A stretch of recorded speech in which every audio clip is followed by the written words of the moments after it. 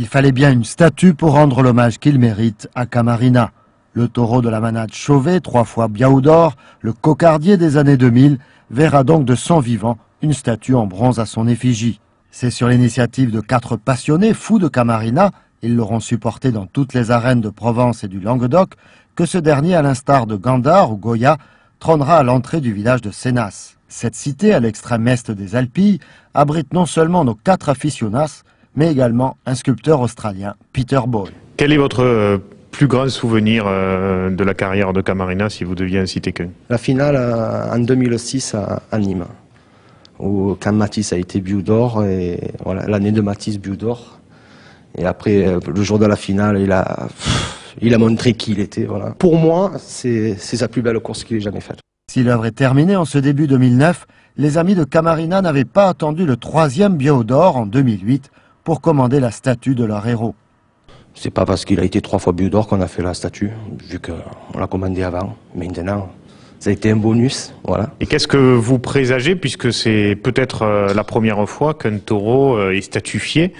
Pas de son vivant, parce que je crois qu'il y en a eu 1 ou 2 comme ça, mais au moins, ça, ce sera sans doute la première fois, toujours en activité, en carrière. Malheureusement, d'après les échos que l'on a eus 2009, on ne sait pas s'il va sortir encore une fois, où il fera 5 ou 6 minutes dans chaque arène, dans les grandes arènes où il a couru.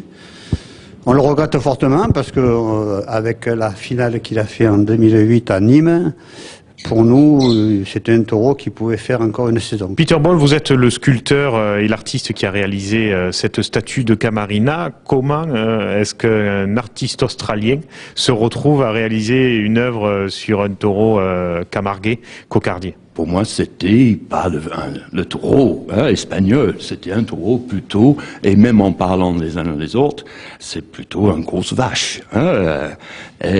Mais après, certains membres de l'association, ils arrivent de me donner une passion énorme sur ces taureaux. Il y a un personnage, un caractère, il donne tellement de plaisir. Ils arrivent de me convaincre de faire cette statue. Et tous les 4, tous les 5, il y avait quelque chose à dire pour pas que je loupe cet personnage Camarina. Alors vous êtes parti à partir d'une photo ou c'est simplement à partir de votre imagination? Non, avec plusieurs photos, de place et de voir, bien entendu, le bête lui-même, voir courir un peu, et donc le vidéo de tout.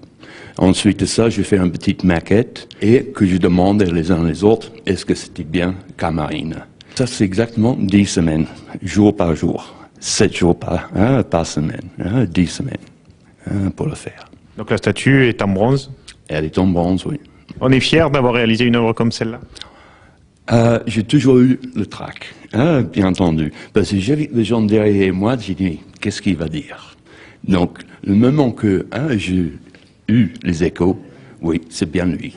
La prochaine escale du bronze de Camarina, ce sera le 7 mars, à l'entrée de Sénas, au centre d'un rond-point, sur la route de Salon de Provence. Rendez-vous est donné pour tous les amis de ce taureau de légende à 11 h.